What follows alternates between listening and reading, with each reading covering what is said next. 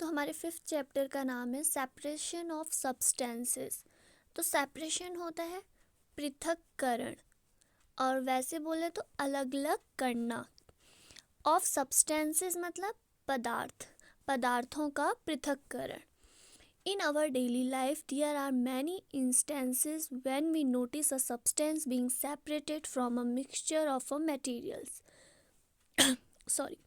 हमारे दैनिक जीवन में हम ऐसे बहुत से उदाहरण देखते हैं जिन्हें हम पदार्थों के किसी मिक्सचर से या मिश्रण से पदार्थों को पृथक पृथक करते हैं।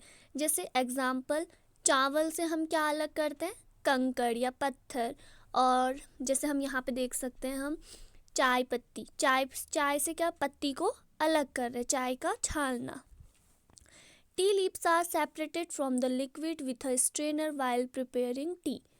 चाय बनाते समय चाय की पत्तियों को द्रव से या छलनी से द्वारा पृथक किया जाता है।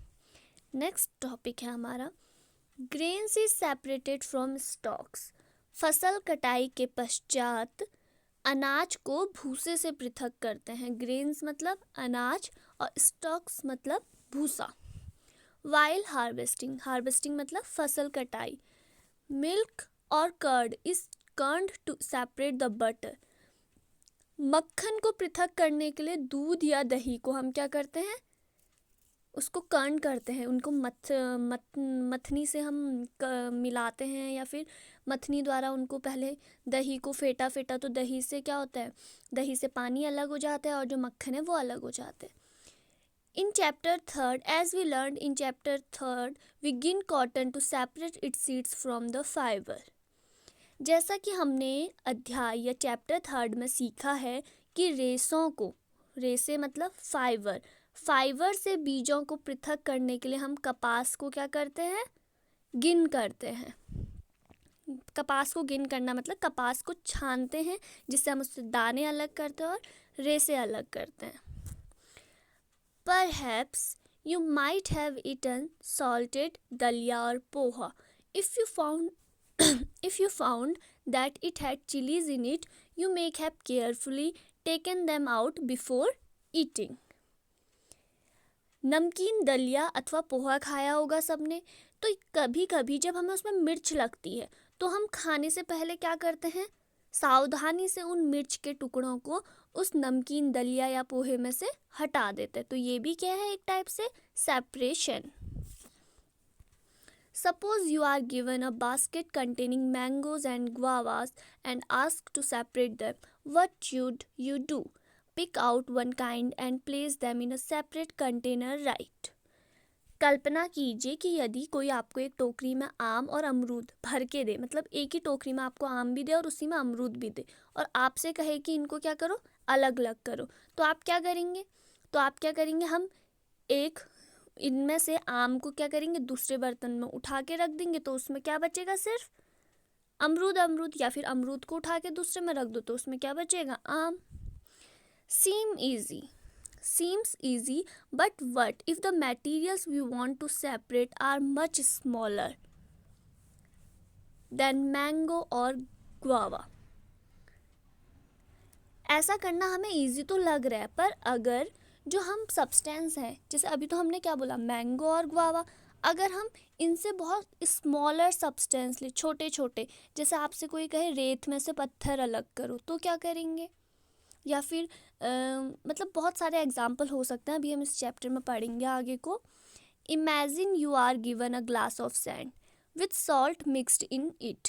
Impossible even to think of separating salt from this mixture by picking out grains of sand by hand. जैसा कि यहाँ पे दिया है, ठीक है, हमें रेते में नमक, जो कोई ग्लास है, ठीक है, ग्लास में रेता और नमक को मिक्स करके भर दिया। तो अब क्या हम हाथों से रेते से नमक को अलग कर सकते हैं? सोचना भी मुश्किल है, क्योंकि ये बहुत, मतलब ये कैसे करेंगे हम? रेते से हम नमक को कैसे अलग कर सकते हैं? इम्पॉसिबल है। हाथों के जरिए तो बहुत ज़्यादा ही इम्पॉसिबल है। अब आते हैं हम एक्टिविटी 1.1 में। इन कॉलम 1 of table 5.1, ये है हमारी table 5.1। Are given a few process of separation, इसमें कुछ सेपरेशन के प्रोसेस दिए हैं। The purpose of separation and the way separated component are used in mentioned in column 2 and 3 respectively. However, the information given in columns 2 and 3 is jumped at. Can you match each process with its process and the way separated components are used? आपको table 5.1 के column जो हमारा पहला है उसमें पृथक्करण के कुछ प्रोसेस दिए हैं और पृथक्करण के उद्देश्य और जो उसके अव्यय हैं, कंपोनेंट्स है, वो हमें कॉलम 2 और 3 में दिए। ठीक है, तो क्या हमें प्रत्येक जो हमें इनमें से क्या करना है, जैसे फर्स्ट है, फर्स्ट ए से फर्स्ट का मैच किससे, 2 और 3 कॉलम में से हमें देखना है कि जो फर्स्ट कॉलम का फर्स्ट हमारा पार्ट है, जैसे आप देख सकते हैं पहला है separate stones from the rice. तो separate stone from the rice, इन जो हमारे 3 पर्पस है इन तीनों में से किससे मैच करता है और ऐसे इन तीनों में से किससे मैच करता है ये हमें बताना है। We see that before use a substance we need to separate harmful or non-useful substance that may be mixed with it. Substance we separate even useful component if we need to use them separately. हम देखते हैं कि किसी पदार्थ का उपयोग करने से पहले उसमें जो मिक्सचर है वो यूज़फुल है या फिर अनयूज़फुल है, मतलब हमारे लिए ये उपयोगी है या अनुपयोगी है। अगर अनुपयोगी है तो हम उसे सेपरेट करेंगे, अगर उपयोगी है तो हम उसे क्या करेंगे, सेपरेट तो करेंगे पर उसका फिर हम उसे यूज़ करने के लिए रख लेंगे। The substance to be separated may be particles of different size और मटेरियल। पृथक किए जाने वाले पदार्थ के कण, उनके जो कण होते हैं छोटे छोटे, उनका साइज अलग हो सकता है। ठीक है, उनका मटेरियल वो किस, जैसे मटेरियल में हमारा आता है सॉलिड, लिक्विड, गैस।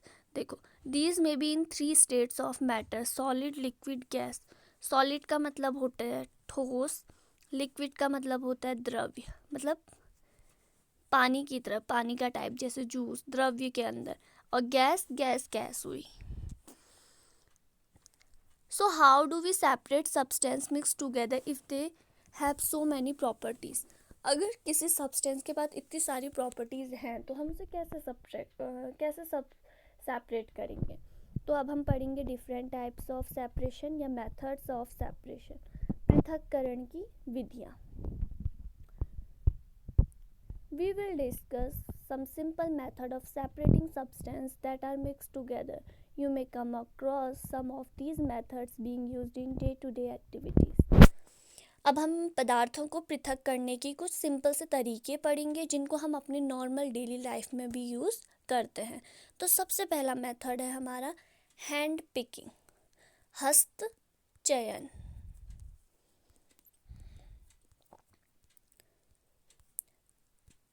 एक्टिविटी 2 है इसके अंदर।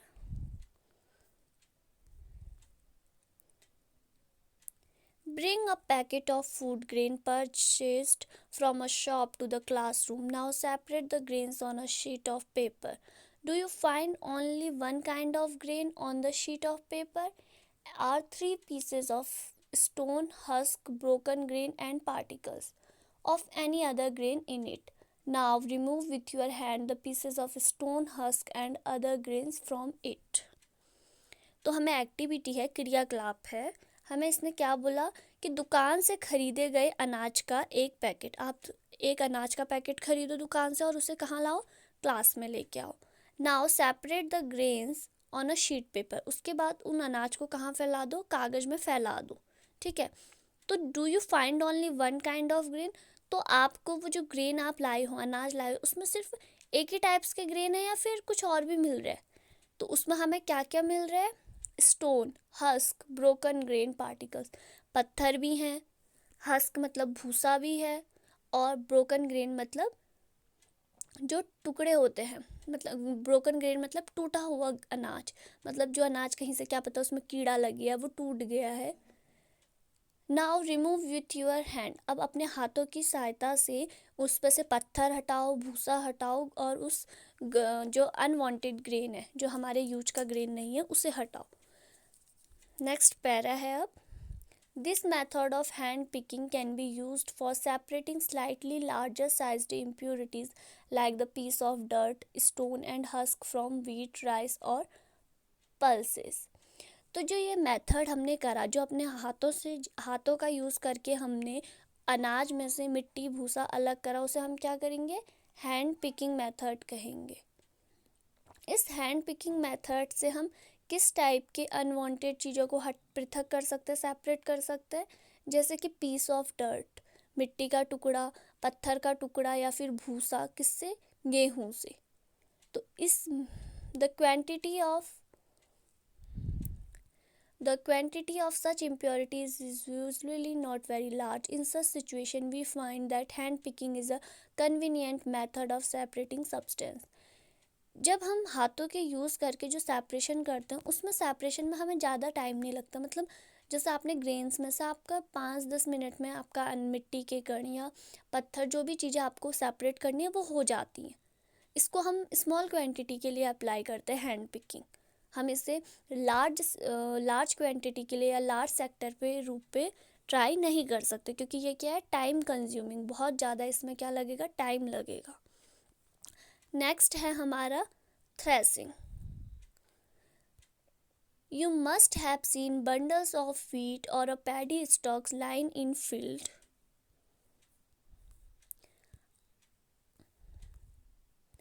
After harvesting the crop, stalks are dried in the sun before the grain is separated from them. Each stalk has many grain seeds attached to it. Imagine the number of grain seeds in hundreds of bundles of stalk lying in the field. How does a farmer separate grain seed from those bundle of stalk?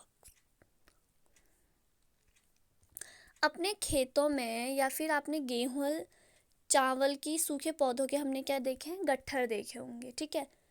पौधों से अनाज को, जो पौधे होते हैं उनसे हमारा जो अनाज होता है, ग्रेन्स होते हैं, उसे अलग करने से पहले हम क्या करते हैं, उसे धूप में बहुत ज़्यादा सुखाया जाता है। Each stalk has many grain seed attached to it. जो प्रत्येक सूखे पौधे होते हैं, उसकी डंडी पे बहुत सारे क्या होते हैं, ग्रेन्स होते हैं। Imagine the number of grain seeds in 100. खेतों में रखे सैकड़ों गट्ठरों में लगे अन्न के कणों की संख्या की आप क्या करें, कल्पना करें। तो किसानों को इतने ज़्यादा, जैसे कम क्वांटिटी है तो उसमें तो हैंड पिकिंग करेगा, पर अगर इतनी अधिक क्वांटिटी में है, अगर आपका क्या है, उसकी क्वांटिटी बहुत अधिक है, तो हमारे जो किसान है वो कैसे उन पौधों से उन अन्न के कणों को कैसे सेपरेट करेंगे। One may pluck mangoes or guavas from the tree, but grain seeds are much smaller than mangoes or guavas. आमों तथा आम या अमरूदों को आप पेड़ों से आसानी से हम तोड़ सकते हैं, क्योंकि वो क्या होता है, उनका लार्ज साइज होता है, हम ईजिली वो हमारा टाइम उसमें मतलब कम ही लगता है। But grain seeds are much smaller than mangoes और गुआवास। पर जो ग्रेन होता है, अनाज होता है, वो मैंगो और अमरूद की तुलना में बहुत छोटा होता है, तो अगर हम उसे हाथों से पिक करेंगे तो कितना टाइम लगेगा। सो plucking them from their stalks would be impossible. तो इसके लिए इनको इनकी डंडियों से तोड़ना, अनाज को उसके जो पौधा है उससे तोड़ना क्या है, इम्पॉसिबल है हाथों की सहायता से। How does one separate grain seed from their stalks? तो हम कैसे उनको उनकी डंडियों से पृथक करेंगे। The process that is used to separate grains from the stalks extra is threshing.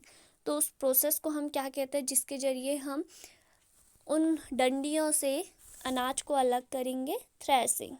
In this process, the stalks are beaten to free the grain seeds. Sometimes threshing is done with the help of bullocks. Machines are also used to thresh large quantity of grains.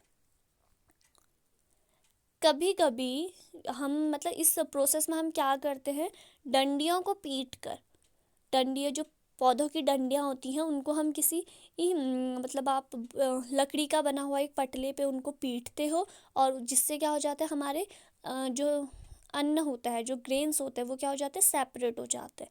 और कभी कभी हम threshing किसकी सहायता से करते हैं, बैलों की सहायता से।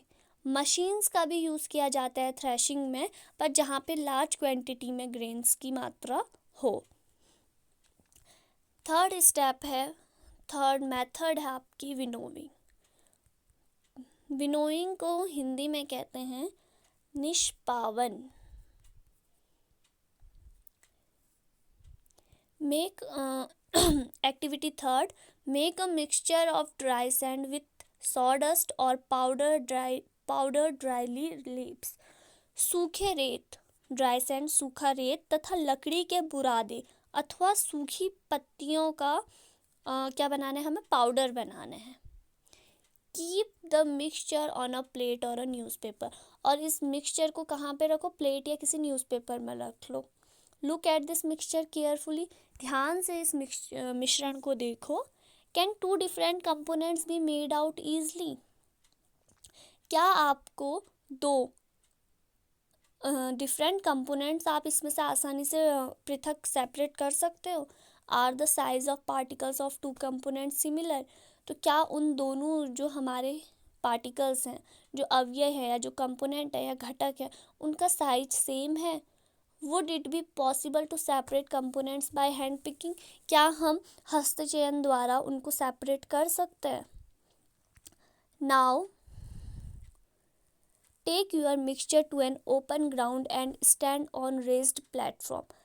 अपने मिश्रण को खुले मैदान में ले जाइए तथा किसी ऊंचे समतल स्थान पर खड़े हो जाओ।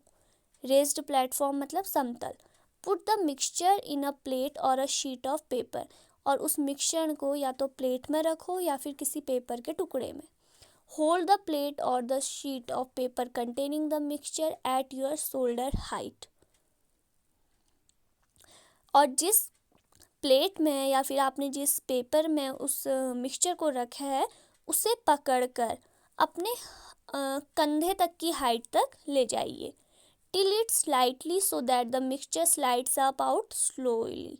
और थोड़ा कंधे की हाइट तक हवा में ले जाइए, फिर थोड़ा सा टेढ़ा करके मिक्सचर को अप टू डाउन वाली प्रोसेस में लाइए, जैसे यहाँ डायग्राम में दिखा है, up to down. What happens? Do both the components sand and sawdust fall at the same place? क्या होता है? What happen मतलब क्या होता है? Do both the components, क्या दोनों पदार्थ या दोनों अवयव, सैंड मिट्टी और सॉडस्ट सूखी पत्तियों का पाउडर, एक ही जगह पे गिरते हैं, मतलब सेम प्लेस पे सेम जगह पे गिर रहे हैं, या फिर अलग अलग। Is there a component that blows away? Did the wind manage to separate the two components? देखो, जब वो फेंक रही है नीचे, तो मिट्टी जो हमारा ग्रेन है वो नीचे आ रहा है, और जो हस्क है ये उड़ रहा है। तो देखो क्या हो रहा है, जो हमें चाहिए, जो वांटेड चीज़ है वो नीचे गिर रही है, या जो भारी है जिसमें वेट है वो क्या हो रहा है, नीचे पे कलेक्ट हो रहा है। और जिसमें वेट नहीं है, जो बहुत हल्का है, तो वो क्या हो रहा है, हवा के साथ उड़ जा रहा है। This method of separating components of a mixture is called winnowing. तो यह मेथड को हम क्या कहते हैं, winnowing. Winnowing is used to separate heavier and lighter components of a mixture by wind or blowing air. Winnowing का use हम किस लिए कब करते हैं, जब हमारे पास एक हैवी कंपोनेंट और दूसरा लाइटर कंपोनेंट का मिक्सचर हो, तभी तो हैवी कंपोनेंट हमें मिल जाएगा, और जो लाइटर है वो हवा के जरिए दूसरी जगह पे कलेक्ट हो जाएगा। This method is commonly used by farmers to separate lighter husk particles from heavier seeds of grain. किसानों द्वारा यह विधि का यूज़ किया जाता है, जिससे वो अपने बीज सीड से, अपने अनाज में से भूसे को सेपरेट करते हैं। The husk particles are carried away by the wind.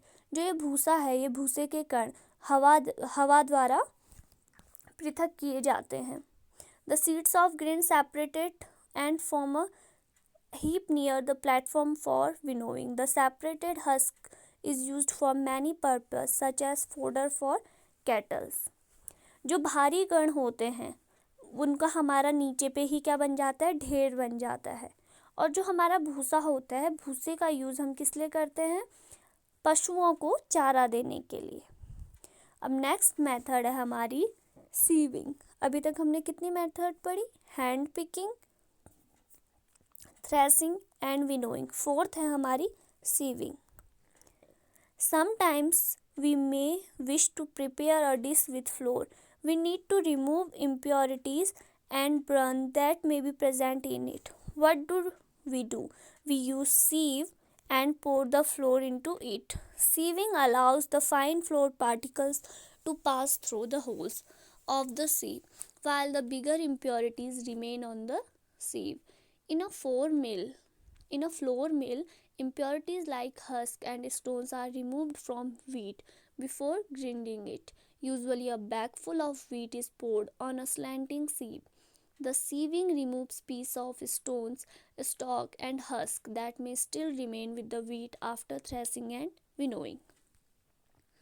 Sieving का मतलब होता है चालन या चालना।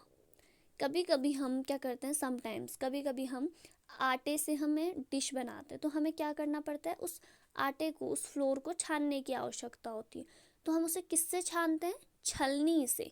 तो जब छलनी से हम छानते हैं तो आटा छन जाता है, और अगर उसमें कोई पत्थर का टुकड़ा या कुछ भी हो तो वो हमारी छलनी के अपर सरफेस पे रह जाता है। Sieving allows the fine flour particles. जो आटे की छलनी होती है वो क्या करती है, अपने उससे फ्लोर को तो पास होने देती है जो छोटे छोटे होते हैं, पर जो अगर वहाँ पे कोई बिगर इम्प्योरिटीज़ है, मतलब अशुद्धि बड़ी है, हमारी इम्प्योरिटीज़ अशुद्धि बिगर बड़ी, अगर हमारी अशुद्धि बड़ी है तो वो उसे क्या करती है, छलनी में ही रहने देती है। छलनी को हम क्या कहते हैं, सीव। इन अ फ्लोर मिल आटे की मिल में या फैक्ट्री में, जैसे impurity like husk and stones are removed from wheat before grinding it. आटे की जो फैक्ट्री में है, जो व्हीट होता है, हमारा गेहूँ होता है, गेहूँ से हस्क और स्टोन्स को, इन गेहूँ को पीसने से पहले हटा दिया जाता है। हमारे पास बहुत सारी इससे पहले विनोइंग, थ्रेसिंग की प्रोसेस थी, तो इनके जरिए हटा दिया जाता है। उसके बाद जब आटा पिसता है तो पिसने के बाद हम आटे को कैसे कैसे छानेंगे, छलनी के जरिए, सीविंग के जरिए। The sieving removes piece of stone, stalk and husk may still remain wheat after threshing and winnowing. जो सीविंग प्रोसेस होती है, ये हमारी लास्ट प्रोसेस है। ये क्या करती है, थ्रेशिंग, विनोइंग के जरिए भी अगर उस ग्रेन्स में कुछ अनवांटेड इम्प्योरिटीज़, अनवांछित हमारी अशुद्धि बच जाती है, उसको क्या करती है सीविंग, उसे भी लास्ट में हटा देती है। You have also noticed similar sieve being used to construction site to separate pebbles and stone from sand. आपने देखा होगा कि इसी तरह की छलनियाँ कुछ बड़े साइज की हम कहाँ देखते हैं, कंस्ट्रक्शन साइट, जहाँ पे काम चल रहा होता है। किस लिए देखते हैं हम वहाँ पे, कंकड़, रेते से कंकड़ तथा पत्थर को अलग करने के लिए। Separate pebbles and stone from sand. Pebbles मतलब पत्थर, पेबल्स मतलब कंकड़, स्टोन मतलब पत्थर। पेबल मतलब होता है आपका कंकड़ और स्टोन होता है पत्थर। पत्थर और कंकड़ को रेते से अलग करने के लिए हम कंस्ट्रक्शन साइट पे इस तरह की छलनी का यूज़ करते हैं। नेक्स्ट है हमारा activity 4। Bring a sieve and a small quantity of flour from home to the class. Sieve the flour to separate any impurities in it. Now make a fine powder of chalk pieces and mix it with the flour. Can we separate the flour and the powdered chalk by sieving? Sieving is used when components of a mixture have different size. एक छलनी और आटे की कम quantity, मतलब कम मात्रा में आटा लेके अपने क्लास में ले जाइए, और फिर आप वहाँ पे क्या कीजिए, उस छलनी की सहायता से पहले तो आटे को छानो। ठीक है, आपने आटा छान लिया, उसके बाद आप क्या करो, चॉक को जो चॉक होती है जिनका हम यूज़ लिखने के लिए करते हैं इस क्लास में, उन चॉक को आप पीसो, उस चॉक को उस आटे में मिला दो। ऐसा नहीं कि घर से भर भर के आटे में ऐसे मिला दो, मतलब आपको थोड़ी सी मात्रा लेनी है, मतलब 1 या 2 स्पून या फिर 3/4 स्पून बस। और उसमें क्या मिला दो, चॉक को पीस के मिला दो। क्या फिर आप ये बताओ कि क्या हम छलनी के सहायता से उस चॉक को और उस आटे को अलग कर सकते हैं? नहीं कर सकते हैं, क्योंकि वो देखो आटा भी बहुत क्या कहते हैं, आटे का साइज भी एक है, और वो चॉक से जो हमारा पेस्ट बना है वो भी सेम साइज के है, वो दोनों क्या हो गए, सेम साइज के हो गए। और सीविंग से हम किनको अलग करते हैं, जिनका साइज डिफरेंट होता है। तो अब हम क्या यूज़ करेंगे, सेडिमेंटेशन, डिकेंटेशन एंड फिल्ट्रेशन। ये हमारी नेक्स्ट अगली मेथड्स हैं किनकी, सेपरेशन की। तो अब देखते हैं सेडिमेंटेशन, डिकेंटेशन एंड फिल्ट्रेशन के अंदर क्या क्या चीज़ें आती हैं। सेडिमेंटेशन को कहते हैं हम अवसादन, और डिकेमेंटेशन को कहते हैं निस्तारण, और फिल्ट्रेशन को कहते हैं निस्यंदन।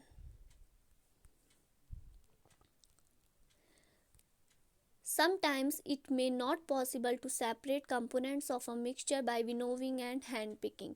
For example, there may be lighter impurities like dust or soil particles in rice and pulses. How are such impurities separated from rice or pulse before cooking? कभी कभी मिश्रणों के कंपोनेंट्स का क्या कहते हैं, सेपरेशन करना, विनोविंग और हैंड पिकिंग के जरिए सेपरेशन करना बहुत मुश्किल होता है। जैसे कि एग्जाम्पल के लिए आप ले सकते हैं, चावल तथा दाल में धूल मिट्टी के जैसे हल्के कण होते हैं। तो चावल तथा दाल को पकाने से पहले हम इन टाइप की जो हल्के कण होते हैं इनको कैसे हम सेपरेट करें। राइस और pulses are usually washed before cooking.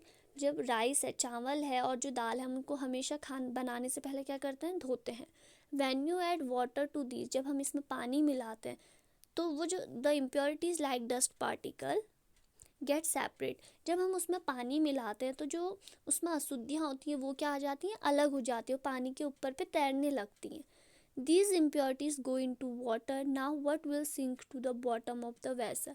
Rice or dust? Why? Have you seen that the vessel is still to pour out the dirty water?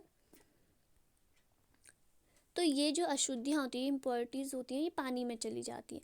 तो अब सोचने की बात है, बर्तन की तली में कौन डूबेगा, चावल या धूल? कौन डूबता है, चावल। हमने देखा है कि आप जब चावल को धोते हैं तो नीचे पे कौन रहता है, हमारा चावल रहता है, और ऊपर पे कौन तैरती है, धूल या मिट्टी या जो भी उसमें हल्के पार्टिकल्स होते हैं वो ऊपर पे तैरने लग जाते हैं।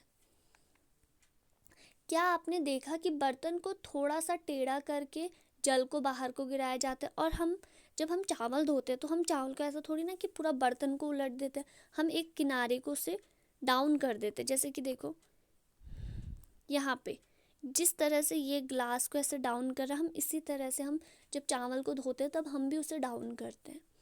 When the heavier component in a mixture settle after wash is added to it, the process is called sedimentation. मिश्रण को जल में मिलाने पर भारी कंपोनेंट के जो भारी कंपोनेंट का नीचे पे बैठ जाना हमारा क्या कहलाता है, सेडिमेंटेशन। ये प्रोसेस किसके अंदर आती है, सेडिमेंटेशन के। When the water is removed, the process is called decantation. और जब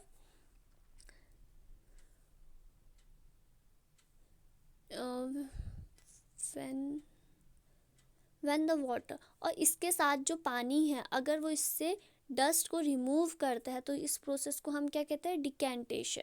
तो सेडिमेंटेशन हम किसे कहते हैं, डिकेंटेशन किसे कहते हैं। सेडिमेंटेशन कहते हैं हम हैवियर कंपोनेंट का नीचे पे बैठ जाना, ये प्रोसेस हमारी क्या कहलाती है, सेडिमेंटेशन। और पानी के जरिए धूल मिट्टी का अलग हो जाना, सेपरेट हो जाना, decantation. The same principle is used for separating a mixture of two liquids that do not mix with each other. For example, oil and water from their mixture can be separated by this process. If a mixture of such liquids is allowed to stand for some time, They form two separate layers. The component that form the top layer can then be separated by decantation. मिश्रण यही सिद्धांत जो हमने ये sedimentation और decantation करा था, तो ये प्रिंसिपल मीन्स सिद्धांत, तो यही सिद्धांत हम लिक्विड मिक्सचर में भी करते हैं या लिक्विड मिश्रण में भी करते हैं. जैसे हमारे पास दो लिक्विड है एग्जाम्पल के लिए, तेल तथा जल को उनके मिश्रण से इसी विधि द्वारा हम क्या करते हैं, पृथक करते हैं. नेक्स्ट है हमारा let us again consider a mixture of a solid और लिक्विड. अब आप एक ठोस तथा एक द्रव के मिक्सचर के बारे में विचार करें. After preparing a tea, what do you want to do, remove the tea leaves. चाय बनाने के बाद हम चाय पत्ती को हटाने के लिए किसका यूज़ करते हैं, सीव का, छलनी का. Usually we use to strainer, sieve मतलब छालने वाला, वैसी दूसरी वाली छलनी है, और यहाँ पे हम जो चाय छालने वाली छलनी है उसे क्या कहेंगे, स्ट्रेनर. वी यूज स्ट्रेनर, हम स्ट्रेनर का यूज़ करते हैं. ट्राई डिकेंटेशन, आप स्ट्रेनर के जगह डिकेंटेशन को ट्राई करो. It helps little but do you still get a few leaves in your T. ये आपकी थोड़ी सी सहायता करेगा, तो क्या आप इसको, ये प्रोसेस जब हम करेंगे तो इसके बाद भी हमें उसमें क्या चाय की पत्तियाँ मिलेंगी. Now pour the tea through strainer. तो अब हम क्या करते हैं, स्ट्रेनर से हमने जब चाय को करा, उसके बाद हम डिकेंटेशन का यूज़ करते हैं. जब हमने डिकेंटेशन करा तो डिकेंटेशन के बाद भी आपको क्या उसमें कुछ चाय की पत्तियाँ मिल रही हैं. Did all the tea leaves, उसके बाद जब आपने डिकेंटेशन करा उसके बाद दोबारा से जो चाय बची उसे स्ट्रेनर में से छानिए. Did all the tea leaves remain in the strainer. अब चाय को एक छलनी में डाल दिया, क्या चाय की सारी पत्तियाँ छन्नी में रह जाती हैं. This process is called filtration. यह प्रोसेस क्या कहलाती है, फिल्ट्रेशन. सबसे पहले डिकेंटेशन किया, डिकेंटेशन के बाद उसे फिर से स्ट्रेनर करा, तो ये प्रोसेस हमारी क्या आ गई, filtration. Which method of separating tea leaves from prepare tea better, decantation और फिल्ट्रेशन. तो आप बताइए चाय तैयार करने के लिए सबसे यूज़फुल अच्छी विधि कौन सी है, डिकेंटेशन या फिर filtration. Let us now consider the example of water that we use. Do all of us at all times get safe water to drink? Sometimes water supplied through taps may be muddy. The water collected from ponds or river may also be muddy, especially after rains. Let us see if we can use some method of separation to remove insoluble impurities like soil from the water. अब हम क्या करते हैं, हम example लेते हैं पानी का. जैसे पानी आता है, कभी कभी पानी गंदा आता है, नलों का, या फिर आप पानी पौंड का, तालाबों का, या फिर गधेरों का पानी कभी कभी गंदा आता है. तो उस गंदे पानी का हम फिल्ट्रेशन कैसे करें. तो अब हम आते हैं एक्टिविटी 5 पे.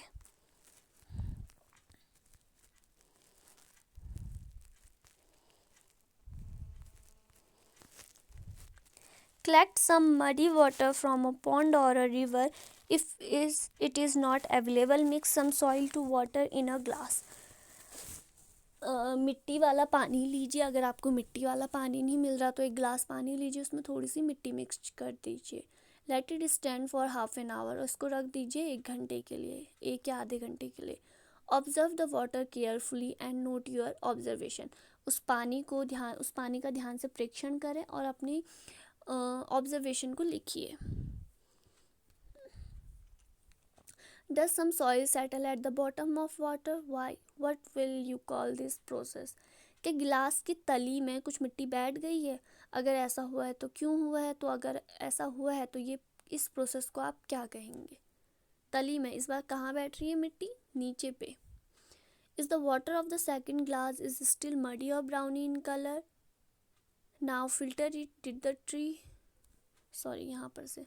Now slightly till the glass without disturbing the water, late the water from the top flow into another glass, what will you call this process. अब जल को बिना हिलाए गिलास को थोड़ा सा तिरछा करो और इस गिलास के ऊपर के जल को दूसरे गिलास में आपको क्या करना है, उड़ेलना है। ठीक है। Is the water in the second glass still muddy और ब्राउन इन कलर, तो जो दूसरे ग्लास में हमने उड़ेला पानी वाटर वो क्या है, मडी है या अभी भी या उसका कलर कैसा है, ब्राउन है कलर। नाउ फिल्टर इट, और उसे क्या करो, फिल्टर करो। Did the T strainer work, तो इस जब आप इसे फिल्टर करेंगे तो क्या इसमें हमारा इस टी छलनी, जिस छलनी से हमने चाय छानी थी वो छलनी से हमारा ये फिल्टर होगा। Let us try filtering the water through a piece of cloth, उस छन्नी से नहीं हो सकता तो हम किसका यूज करेंगे, हम क्या कर रहे हैं, क्लॉथ के टुकड़े का, कपड़े के टुकड़े का। In a piece of cloth small holes और pores remain in between the woven thread, जो कपड़े का टुकड़ा होता है उसके तागों के बीच में छोटे छोटे छेद होते हैं। कपड़े के इन्हीं छेदों का यूज़ हम फिल्ट्रेशन के तौर पे कर सकते हैं। If the water is still muddy, impurities can be separated by a filter that has even small pores. A filter paper is one such filter that has very fine pores in it. Figure 5.9 shows the step involved using a filter paper. A filter paper folded in the form of cone is fixed on the funnel. The mixture is then poured on the filter paper. Solid particles in the mixture do not pass through it and remain on the filter. तो अगर पानी अभी भी गंदा है तो हम इस इम्प्योरिटीज़ को हटाने के लिए हम फिल्टर पेपर का यूज़ कर सकते हैं। फिल्टर पेपर भी एक कपड़े की तरह ही होता है पर वो कागज़ होता है, उसमें भी छोटे छोटे होल्स होते हैं जिसमें बहुत कपड़े के मुताबिक इसमें बहुत छोटे होते हैं। तो फिल्टर पेपर इस तरह का होता है। देखो, एक आप पेपर को ले लो और पहले आप पेपर को यहाँ पे प्रोसेस लिखिए। देखो, एक राउंड पेपर, फिर राउंड पेपर को फोल्ड करो, फिर उसे कोन की शेप में आप उसको कोन का शेप दे सकते हैं। उसके थ्रू आप जब पानी डालेंगे तो हमारा पानी क्या हो जाता है, फिल्टर्ड हो जाता है। Fruits and vegetable juice are usually filtered before drinking to separate the seeds and solid particles of pulp. फल तथा सब्जियों के रसों को पीने से पहले उनके बीजों को तथा ठोस कणों को क्या किया जाता है, पृथक किया जाता है। This method of filtration is also used in the process of preparing cottage cheese in our homes. तो इस फिल्ट्रेशन मेथड का यूज़ हम अपने घर में पनीर बनाने के लिए भी करते हैं। You might have seen the making paneer. A few drops of lemon juice are added to milk as it boils. आपने देखा होगा कि घर में पनीर बनाने के लिए क्या करते हैं, नींबू की कुछ बूंदों को किस में डाल देते हैं, दूध में। The paneer is then separated by filtering the mixture through the fine cloth or a strainer. और फिर जो पनीर है उसको हम कैसे अलग करते हैं उसके मिक्सचर से, या तो कपड़े की सहायता से या फिर छन्नी की सहायता से।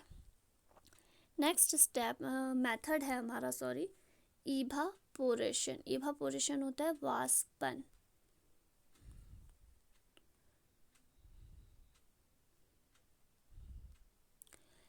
Add 2 spoons of salt to water in another beaker and stir it well. पानी लीजिए, पानी में 2 चम्मच नमक डालिए और उसे अच्छी तरह से घोल दीजिए। Do you see any change in the colour of water, क्या आपको पानी के कलर में कोई चेंज दिखाई दे रहा है। Can you see any salt in the breaker, क्या आपको नमक दिख रहा पानी में। आफ्टर स्टीयरिंग,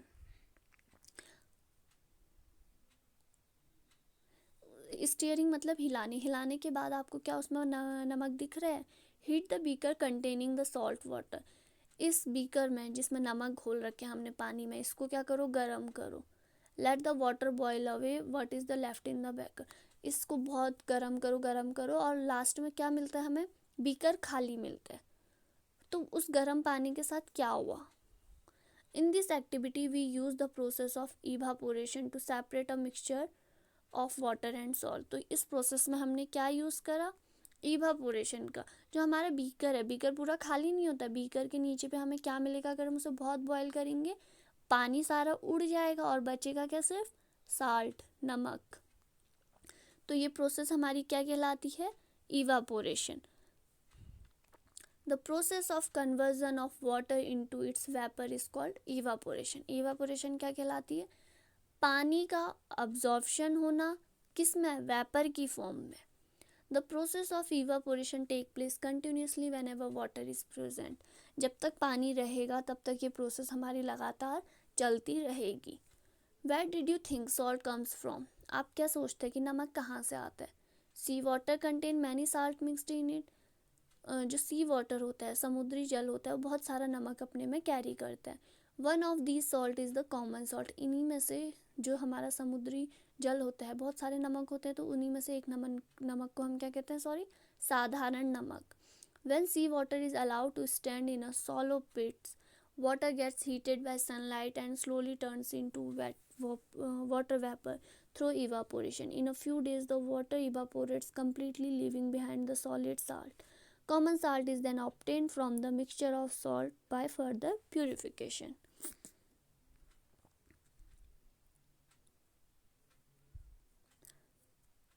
तो जैसे समुद्री जल में हमारे क्या होती है? नमक की मात्रा बहुत अधिक होती है, तो हमें साधारण नमक, जो खाने वाला नमक होता है, वो भी वहीं से मिलता है. समुद्र के जल को बड़े बड़े उथले गड्ढों में भरकर छोड़ दिया जाता है. तो जब सूर्य की रोशनी पड़ती है, बहुत तेज़ सूर्य की रोशनी पड़ती है, तो वो क्या करती है? उस गरम सूर्य की रोशनी उस पानी का कंजर्वेशन किस में कर देती है? वेपर में बदल देती है, उसे वाष्प कर देती है. और वहाँ पे सिर्फ क्या बचता है उन गड्ढों में? नमक, जिसे हम यूज़ करते हैं. नेक्स्ट है use of more than one method of separation. पृथक्करण की एक से अधिक विधियों का उपयोग. We have studied some method of separation of substance from their mixture. Often one method is sufficient to separate the different substance present in a mixture. In such a situation, we need to use more than one of these methods. हमने components को पृथक separate करने की कुछ विधियों के बारे में पढ़ा, जैसे winnowing, hand picking, sieving, threshing, evaporation, filtration, sedimentation. तो हमें मतलब आपने देखा होगा कि हर किसी में अलग अलग प्रोसेस लग रहा. ऐसा नहीं है कि एक ही मेथड सीख के हमारा एक ही मेथड सब में लग रही. नहीं, हर चीज़ों में अलग अलग सेपरेशन की क्या लग रही हमारी मेथड्स. नेक्स्ट है हमारा activity 7. Take a mixture of sand and salt. Mixture लीजिए या मिश्रण लीजिए मिट्टी और नमक का. However will we separate this. तो हम इसे अलग कैसे करेंगे? We already saw that hand picking would not be practical method of separating these. हमने देख लिया कि हम हस्तचयन द्वारा इनको साल्ट और मिट्टी को सेपरेट नहीं कर सकते. Keep this mixture in a beaker and some water to it. Leave the beaker aside for some time. Do you see the sand settling down at the bottom? The sand can be separated by decantation or filtration. What does the decant liquid contain? Do you think this water contains the salt which there in the mixture? Now the beginning. तो इस मिश्रण को हमने एक beaker में रखा और इसमें पानी मिलाया. इसके बाद बीकर को कुछ समय के लिए हमने रख दिया. उसके बाद हम क्या देखते हैं कि जो रेत है, ठीक है, जो मिट्टी है, वो बीकर की तली में बैठ रही है. और यह किसके द्वारा होता है? ये हो रहे हैं हमारा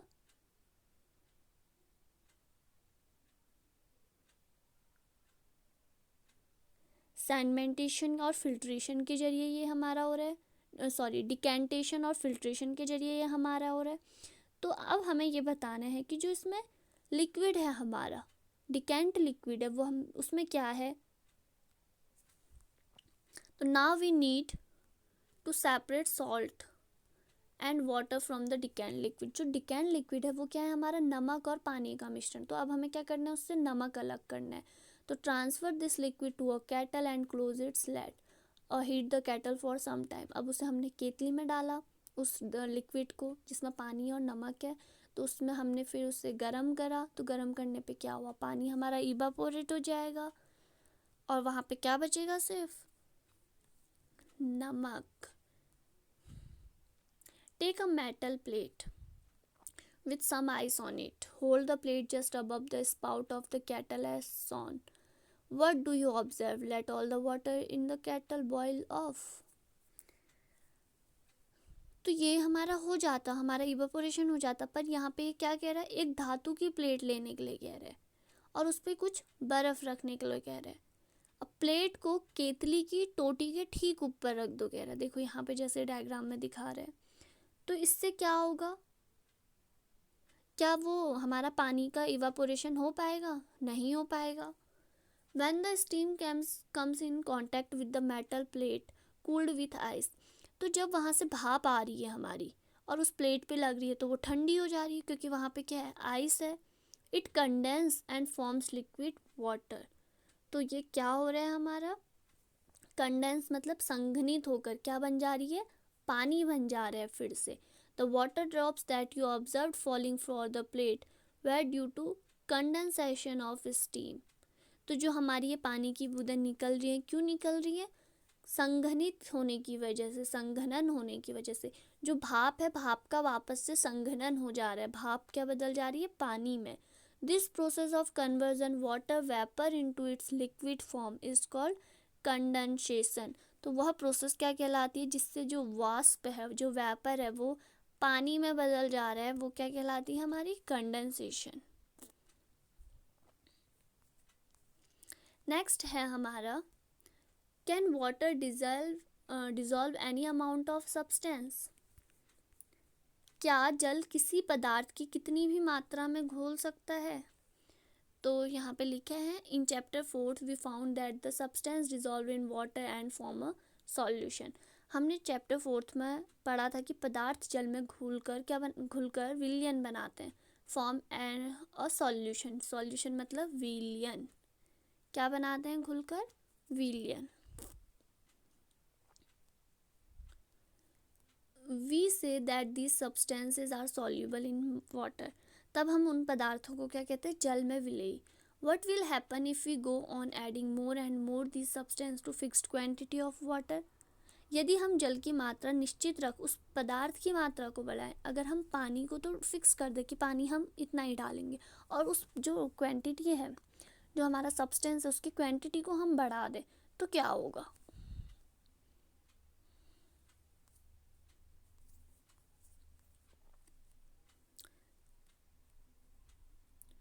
you will need a beaker और अ स्मॉल पैन। आपको एक बीकर और एक छोटे स्मॉल पैन और spoon, salt and water.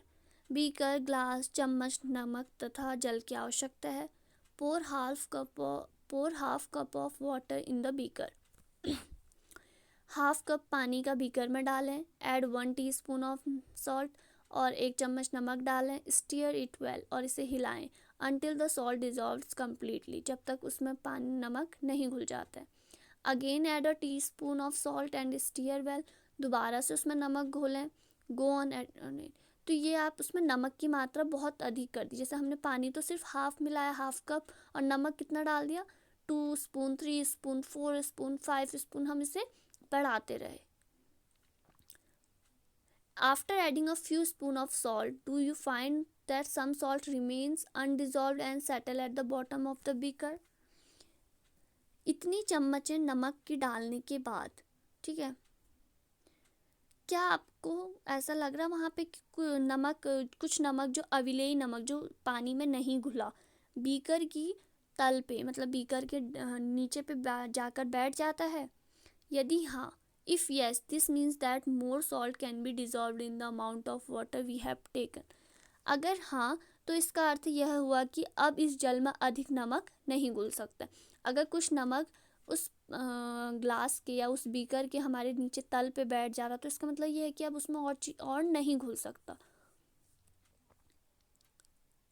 The solution is now said to be saturated.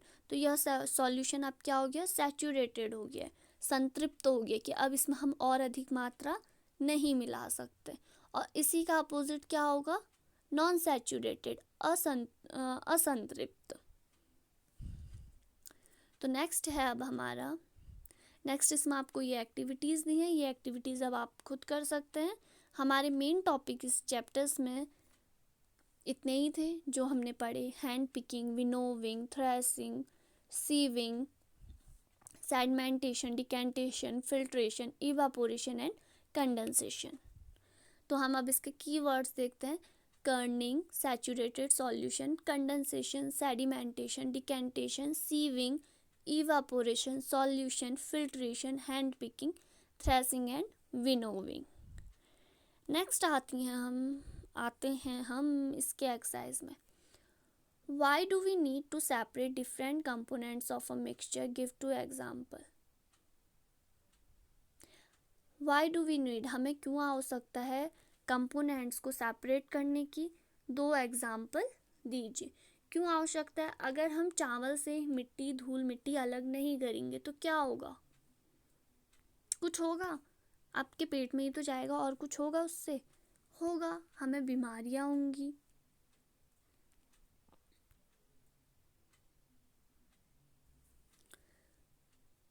जैसे कि हम क्या करना ज़रूरी है, ग्रेन से, अगर हम खेतों से, जैसे हम अनाज कहाँ लगता है? पौधों में। अगर हम पौधों से अनाज को अलग ही नहीं करें तो वो हम तक कैसे पहुँचेंगे? तो इसीलिए ये सब चीज़ें हमारे लिए ज़रूरी हैं। What is winnowing?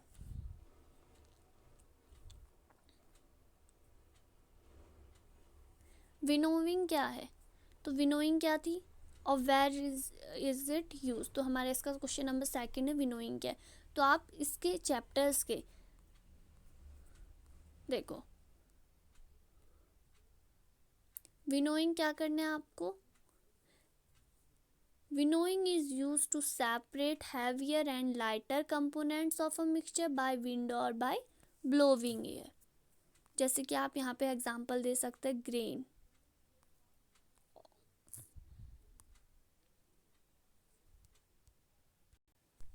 नेक्स्ट है आपका क्वेश्चन नंबर 3।